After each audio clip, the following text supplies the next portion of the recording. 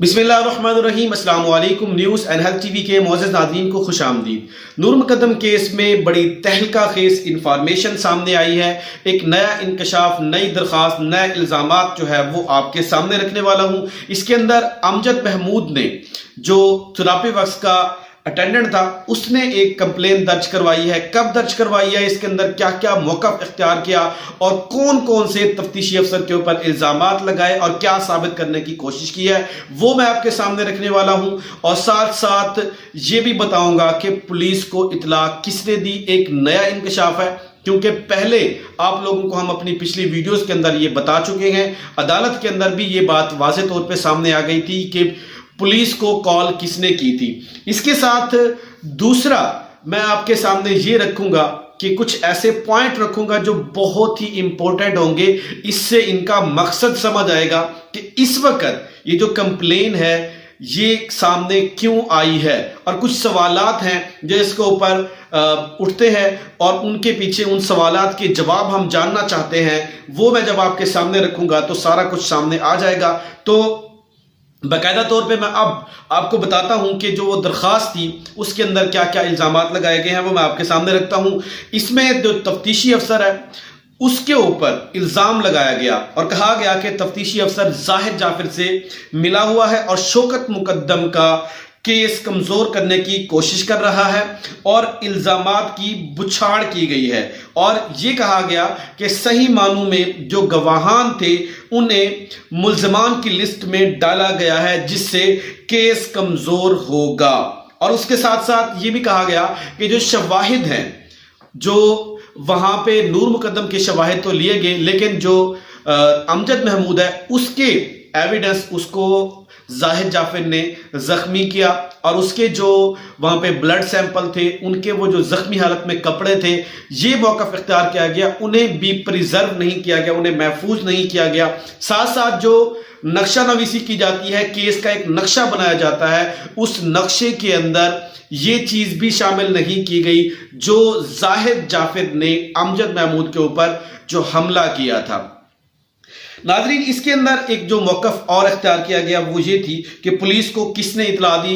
जाहिद जाफिर कहता है कि अपनी पूरी स्टोरी बताता है। यहाँ पे पहले उसने बताया कि मैं कहाँ से हूँ और एज अ अटेंडेंट मैं यहाँ पे काम कर रहा हूँ, और फिर किसकी कॉल आई, कैसे वहाँ पे पहुँचे, चौकीदार से मुलाकात हुई। फिर अंदर जो ट्विस्ट की बात है वो जाहिद जाफिर के बारे में उसने जो बताई, अंदर क्या कुछ हुआ, उसका एक नया, इसके अंदर कुछ नए इंकशाफ आते हैं, वो मैं आपको बताता हूं।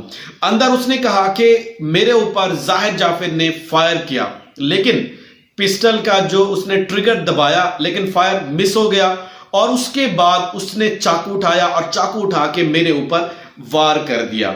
और वार करने के बाद उसने मेरे पेट के बाएं जानिब और उसके साथ थोड़ी के नीचे उसने मुझे जख्म लगाया उस चाकू से, और उसके बाद बट से मुझ पर हमला किया। उसने मुझे बट मारे पिस्टल के और मैं जख्मी होकर बेहोश हो गया। और उसके बाद जो मेरे साथी थे वो आए और उन्होंने जाहिद जाफिर को पकड़ा। पकड़ने के बाद उसको कपड़े फाड़ के और उसको बांधा, और बांधने के बाद जो है वो मैंने पुलिस को इत्तला दी। इसके अंदर अमजद अपना ये दावा कर रहा है कि मैंने पुलिस को इत्तला दी और पुलिस वहां मौके पे पहुंची और उसने जाहिद जाफिर को गिरफ्तार करके अपनी हिरासत में ले लिया। तो नाज़रीन, ये था। और उसके अंदर जो सबसे बड़ा इंकशाफ किया गया है वो इसके बारे में है, जो तफ्तीशी अफसर है उसके बारे में है। उसने जो कंप्लेन की है कि जो तफ्तीशी अफसर है उसने, मैंने जो कंप्लेन दर्ज करवाई थी, इसने उस कंप्लेन को, मेरा जो बयान था, ना ही वो बयान लिया और ना ही मेरा मौक़िफ़ था उसको लाया, और ना ही मेरे से किसी किस्म की कोई बात पूछी गई। इसके अंदर जो दूसरा जो RTA लिखवाया गया, उस हवाले से जो मेडिकल रिपोर्ट थी इसकी, अमजद महमूद की, जो पिम्स हॉस्पिटल के अंदर, मैं उसके लिए दरख्वास्त दे चुका हूं। मैं उसको हासिल करने के लिए कोशिश कर रहा हूं। जो पुलिस अफसर है, तफ्तीशी अफसर जो है अब्दुस्तार, उसकी तरफ से जो अस्पताल का अमला है मुसलसल दबाव बढ़ाया जा रहा है कि इन्हें वो मेडिकल रिपोर्ट ना दी जाए। اس کا حق ہے، ظاہری بات ہے، اس نے لکھوایا تھا، لیکن اسے دینا چاہیے، یہ ایک اس کا ویلڈ پوائنٹ ہے، اس کا موقف بھی سننا چاہیے تھا، ہو سکتا ہے کہ اس کے اندر کوئی اور چیز سامنے آ جائے۔ لیکن ساتھ ساتھ زاہد جعفر نے یہ بھی کہا کہ اس کے اندر جو پہلا بندہ جو گواہ بن سکتا ہے، جو پہلا بندہ کمرے کے اندر داخل ہوا، وہ میں ہوں، میں وہ سٹار گواہ بن سکتا تھا جس کو ایک سازش کے تحت ملزمان کی لسٹ میں شامل کیا گیا۔ میں اور میرے وہ جو دوست ساتھی تھے جس میں اس نے نام لیے، اس میں عبدالحق، وامق ریاض، دلیپ کمار اور سمر عباس، وہ لوگ بھی شامل ہیں، اور انہیں جو ہے ہم پہلے وہ گواہ بن سکتے تھے اس کیس کے اندر، لیکن انہوں نے ہمیں بڑی چلاکی کے ساتھ جو ملی بھگت ہے زاہد جعفر مرکزی ملزم کے ساتھ مل کر ہمیں جو ہے اس کی ملزمان کی لسٹ میں ڈالا گیا کیس کو کمزور کرنے کے لیے۔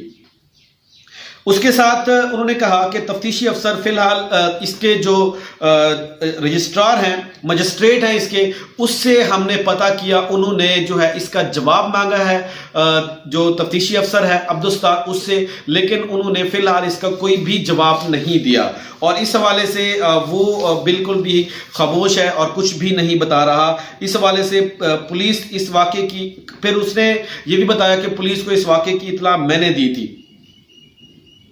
پھر اس نے کہا کہ امجد وہ اس کے اندر واحد گواہ ہو سکتا تھا، سٹار گواہ، لیکن اس کو بدقسمتی کے ساتھ، اسے بڑی ملی بھگت کے ساتھ جو ہے اس کی ملزمان کی لسٹ میں ڈالا گیا۔ اب یہاں پہ کچھ سوالات ہیں، وہ میں آپ کے سامنے، ان کا جو مقصد ہے وہ میں آپ کے سامنے رکھتا ہوں کہ ان کا مقصد کیا ہے، اور ان کی جو پہلی بات یہ ہے کہ ان کا جو مقصد ہو سکتا ہے وہ امجد نے اس لیے یہ کمپلین کی ہے کہ جب اس نے دیکھا کہ ہم اس کی پوری تھراپی ورکس کی ٹیم اور وہ خود نہیں بچ سکتے، تو اس نے اپنے آپ کو بچانے کے لیے یہ نیا پینترا، نیا پتا پھینکا ہے۔ دوسری اس کی کنڈیشن یہ ہو سکتی ہے کہ امجد مرکزی ملزم کے ساتھ زاہد جعفر اور اس کی فیملی کے ساتھ ملا ہوا ہے، اس کی تھراپی ورکس کی ٹیم جس طرح پہلے کچھ چیزیں سامنے آئی تھی، تو اس لیے یہ جو مین کیس ہے اس کو کمزور کرنے کی کوشش کی جا رہی ہے، اس لیے یہ نیا پتا پھینکا گیا۔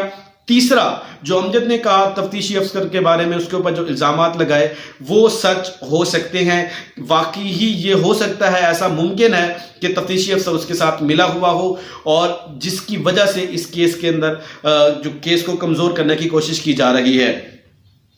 اب یہاں پہ دو سوال پیدا ہوتے ہیں۔ پہلا سوال یہ ہے کہ جب یہ واقعہ ہوا تھا، امجد کو ہسپتال لے جایا گیا، اور اس کے بعد انہوں نے اس وقت درخواست کیوں نہیں دی؟ یہ اب کیوں درخواست دے رہے ہیں جب اس کیس کا ٹرائل بھی مکمل ہونے کو ہے، یہ کیس ختم ہونے کو ہے، اس کے بعد یہ ساری چیزیں سامنے کیوں لے آئے؟ ایک پہلا سوال یہ بنتا ہے جو ان کی بددیانتی پہ سوال اٹھاتا ہے۔